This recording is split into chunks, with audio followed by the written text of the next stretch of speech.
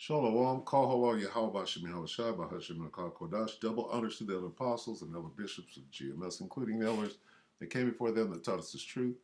And shalom and salutations to all the brothers out pushing the word in truth and in sincerity, the hopeful elect tabernacle of David. Shalom and salutations to all the Akwath watching and learning. I'm the brother Yahshua. I'm back with a World War III daily update. Shalom and salutations to everybody that made it to this lesson update. We're going to start right here, Jeremiah 51 and 28. Prepare against her, against Babylon, the nations with the kings of the Medes and the captains thereof, and all of the rulers thereof, and all the land of his dominion. Let's read it up here in the NLT. Bring against her the armies of the nations led by the kings of the Medes. The armies of the nations led by the kings of the, who are the Medes? The Russians. So Belarus would be an army of the nations being led by the Russians and all their captains and officers. Bring against her. Bring against who? Bring against Babylon. Okay? Prepare the nations for battle against her. Babylon the Great is who they call the United Snakes of America. The kings of the Medes and their governors and all their officials and all the countries they rule, right? The former Soviet Union, all right? Vlad believes that he's still ruling the Soviet Union, all right? So let's watch this, right? New York Prepper 2 hours ago. Red alert. Canada reviewing nuclear war point. Huh? What you got to say about that, Nate? The Canadian Prepper. I bet you won't say anything about it. Reviewing what? Nuclear plans, huh? You get paid not to say nothing. Oh, Canadian Prepper. When he says we, he's referring to the U.S. He says we. Wagner / Belarus doing exercises on Polish. I said this yesterday and a few days earlier. Wagner is going into Poland. I said it. All right. So check the record. Anyway, yeah, there you have it. Belarus is taking his orders from who? The king of the Medes. Right? Prepare the nations for battle against her. The kings of the Medes and their governors and all their officials. All right? And every land under their dominion. Belarus is in there somewhere. Everywhere but somewhere. Okay, so let's listen to this. Take it away. Greg here. What's going on, guys? It's Greg here, aka NY Prepper. It is Thursday, July 20th, 2023, and I have some breaking news to share with you guys. So, Canada is apparently reviewing their nuclear war plans. So, I want to talk to you guys about that. And we also have a lot of breaking news coming in from Ukraine. Apparently, Russia is going to consider any ship traveling through the Black Sea to be carriers of military cargo. All right, because Russia pulled out of the Black Sea grain deal.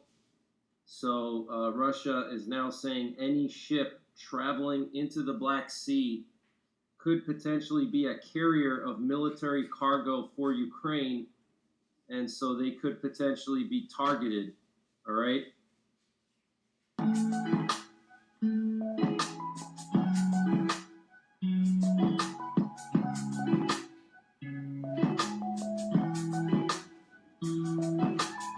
Slovakia.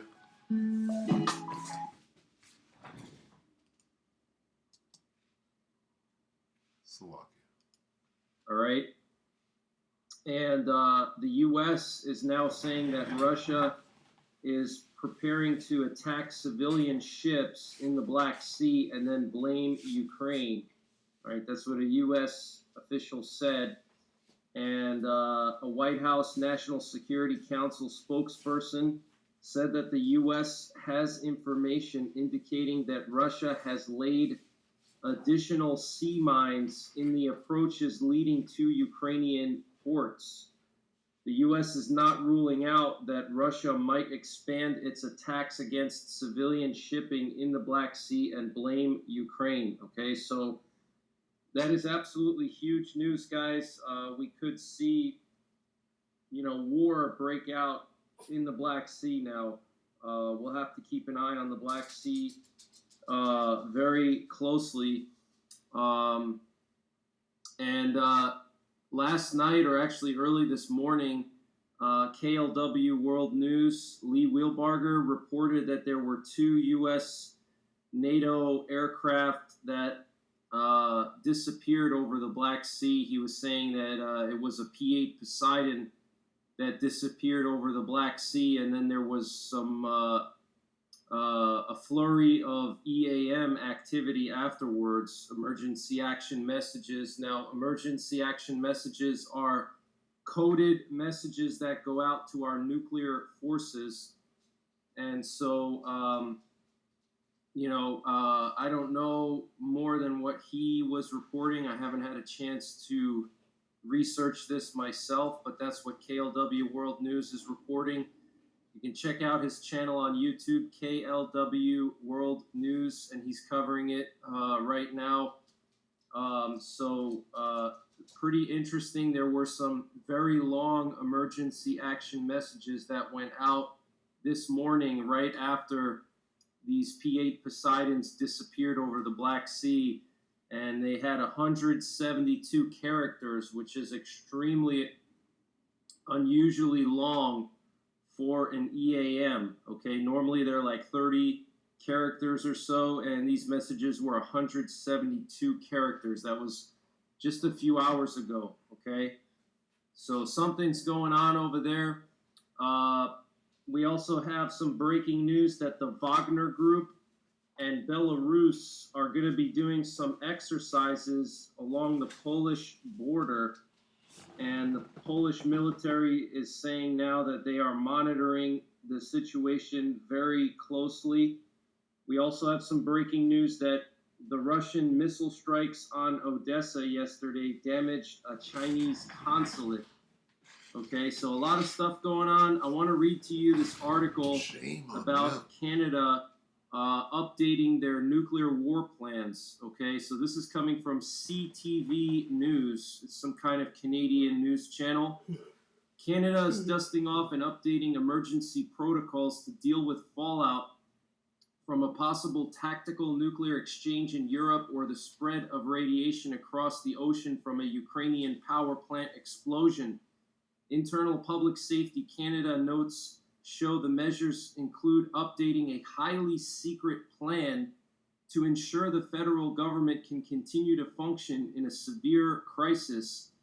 Ottawa was also taking steps to finalize a protocol for advising the Canadian public of an incoming ballistic missile, say the notes obtained by the Canadian press under the Access to Information Act.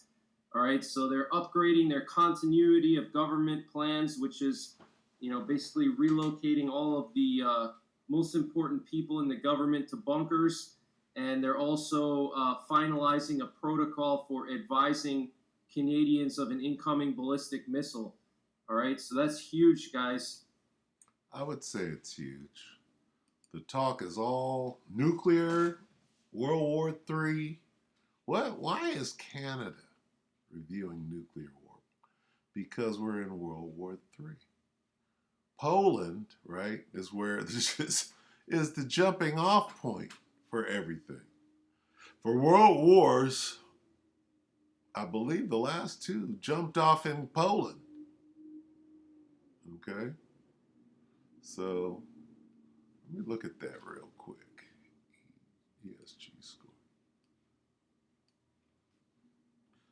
World War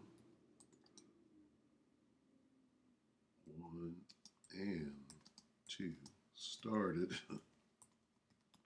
in Poland. Let's see.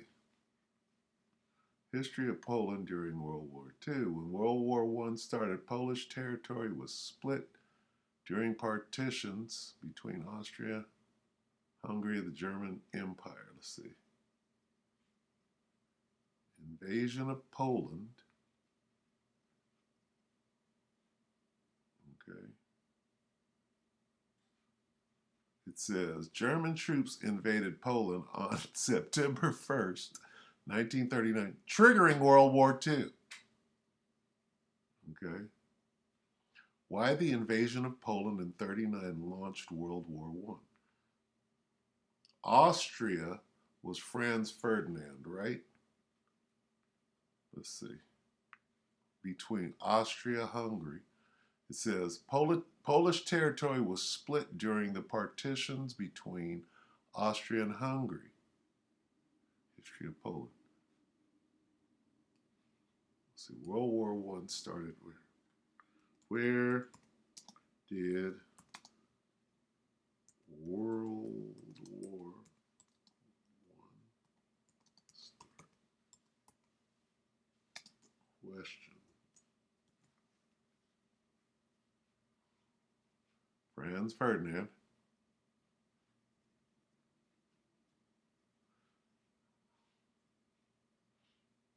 Sarajevo, Bosnia, where Archduke Franz Ferdinand, heir to the Austro-Hungarian Empire, was shot to death along with his wife by the Serbian nationalist Gavrilo.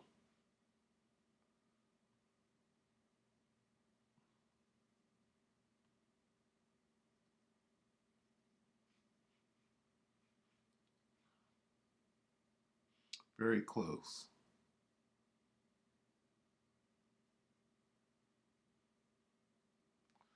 Okay, now where did that? It said History of Poland. When World War I started, Polish territory was split during the partitions between Austria, Hungary, and the German Empire and became what?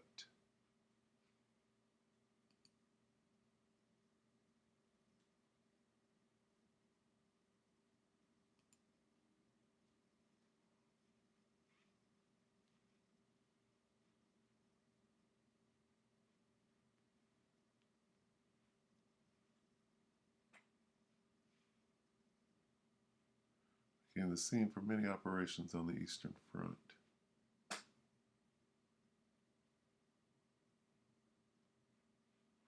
Okay, it says while Poland did not exist as an independent state during World War I, its geographical position between the fighting powers meant that much fighting and terrific human and material losses occurred on the Polish lands between 1914 and 1918. So basically, it's the same thing.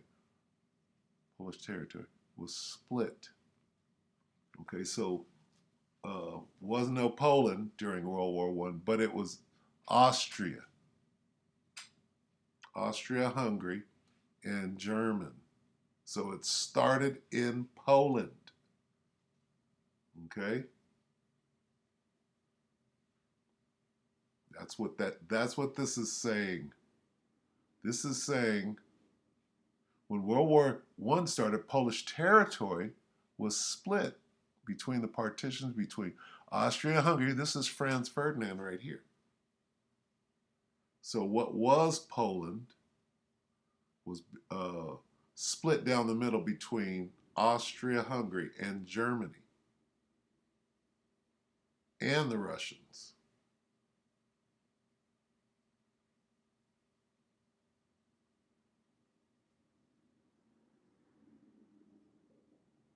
Right, okay? So, now, where are we at? Exercises on the Polish border. So where did these world wars start? They started in Poland. Okay.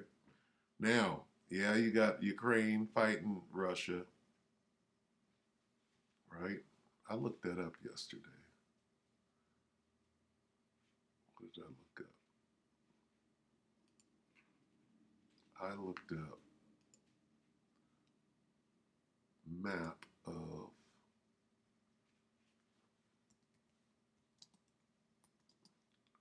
Poland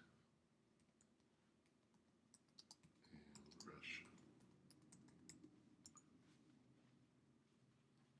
And what came up was, let's see, Soviet Union. Look at that. Russia. Let's look at this one. Here's Russia. Where's Belarus? Austria. Poland. Let's see. Look at this. That's too small. What about this one? That one's smaller. Soviet Union. Where's Belarus?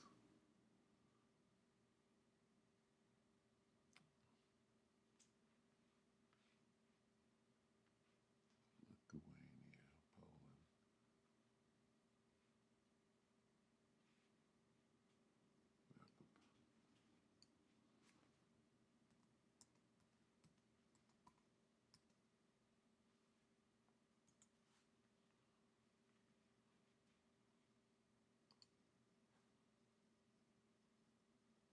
What the hell? Terrible. Slovakia. Here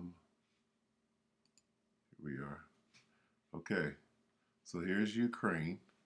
You know what this is right here. This is Russia.